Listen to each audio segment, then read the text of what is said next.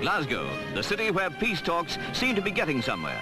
Frankie Vaughan, better known as a singer, is proving an able mediator between the tough rival gangs of teenagers who have for years enforced territorial claims on sections of Easterhouse Newtown.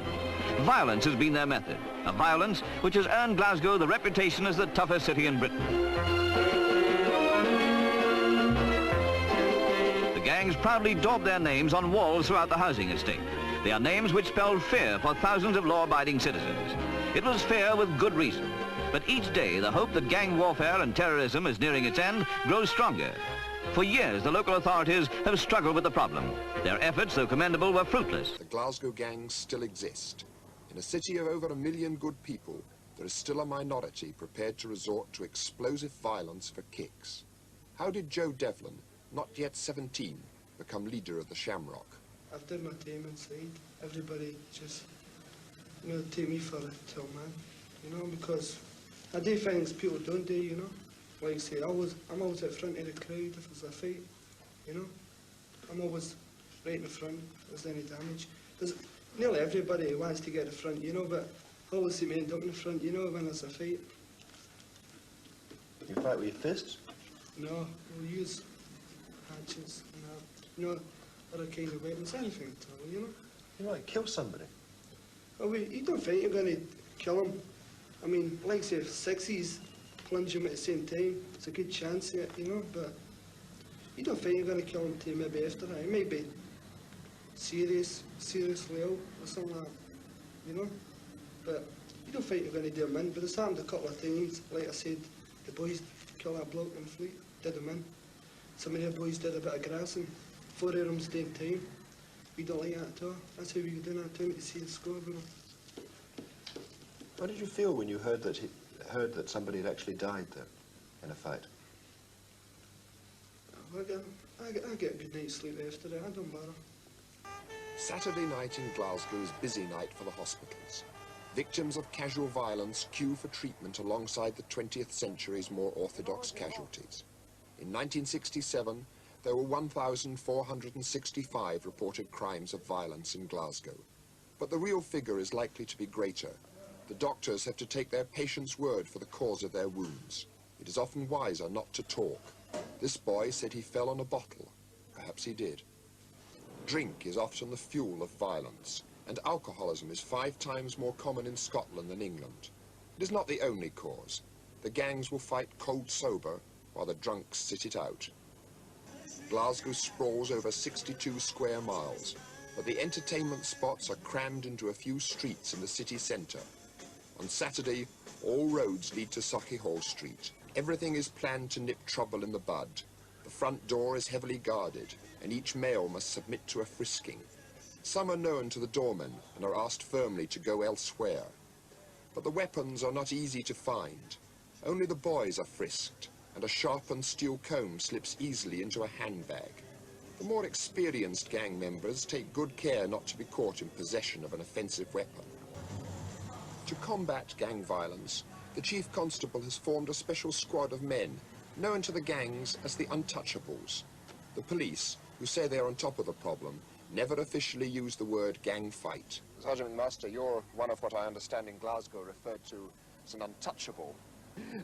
Sergeant, what exactly do you do? Well, prior to 1966, there were numerous outbreaks of group disorders in the housing schemes of the city, and in January 1967, the Chief Constable formed in each division a group disorder vehicle composed of a sergeant and a number of constables. The object of this was to combat group disorder. Oh, Sergeant, people have been stabbed in the streets of Glasgow. People have been stabbed in the streets elsewhere too. A black eye gained in a fair fight is flaunted like a battle honour. There is little doubt that the gangs exaggerate their own importance. But surely behind their somewhat grandiose claims to have divided the centre of Glasgow among themselves, there is a lonely need to belong. They lay claim to territory and fight to hold it. Shamrock's got a good bit of territory down the town, Dundas Street, Gale Street, they've got a good bit. And I like to say, if any other team come into it, like say, we walk about these places, if any other team comes in it, it's a fight right away.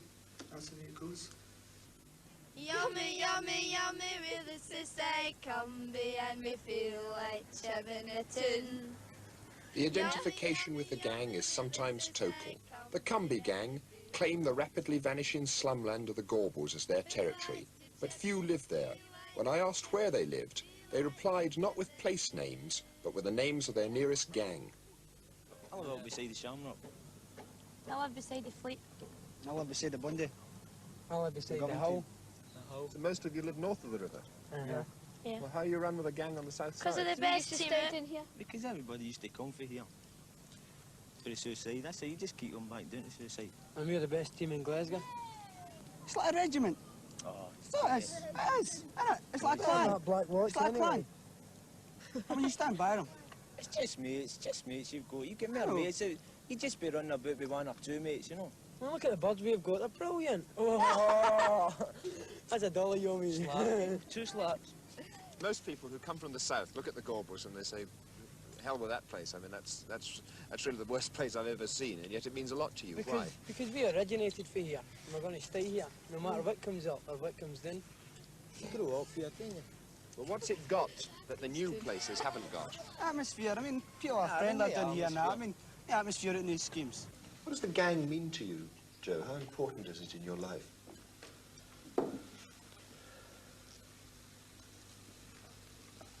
Doesn't mean Tom's. Doesn't it bother? You know? Just that. There's nothing else to do, so I mean, started running a bit for a laugh, you know? Started running a bit with them. Then people get to know you. You get to know people and that. And that's it. Just got to keep going. Keep on going with them. Because you can't chuck it. You have Stamford Street, that's more or less the main thoroughfare in Barrowfield, you know. And at the Gallowgate end you have what they term themselves as a torch. It's a gang, yeah. And at the bottom end, it's the Spurrier column. And on occasion you get these two, which is only natural as gangs have done through the years. You get them rattling one another. Anywhere? Little. Well, right, this is the tap end, right? This is the torch end, right? This is the mob at all rule and all that, right?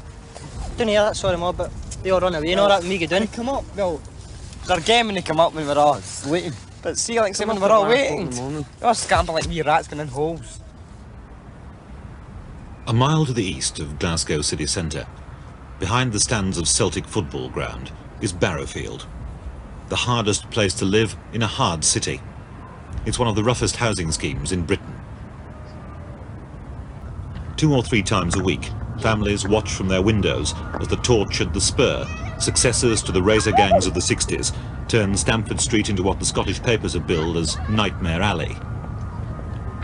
Well, the reason this is called Nightmare Alley, because going back about 3-4 years ago, this mob down there called the Spur would come up, right? We were just hitting the hatches and all that. So it was that bad, right for the Times and the Police. Just put in a Monday morning in the Times and the Record, in the Times it was called Mini Chicago, and in a Record it was called Nightmare Alley. So that is why us Torch boys are called the Nightmare Alley. You say you use hatchets? Swords and everything. Swords, stakes. What kind of swords? And you've been in a butcher's, getting upon a mince. Well, you walk out and you blag them. And that's that. Put them down your... You go like that, put them in your juke, put it in, and that's it. You got to wait in and do the milky. Fuck's sake, man. But you don't use fists? Fists? Sick fuck. You don't go to the guys, man. It's a bruise. It goes away. You go like that and that, man. That's it, finished. Scars, man. So when you're fighting, you're bound to get scars? That's you on the tie. That's you promoted. Are you proud of the scars you get? No, you don't come proud of that. No, I don't. Well, we've not had much. See, if you had to strip them, no, strip that mob down there. See scars all over bodies.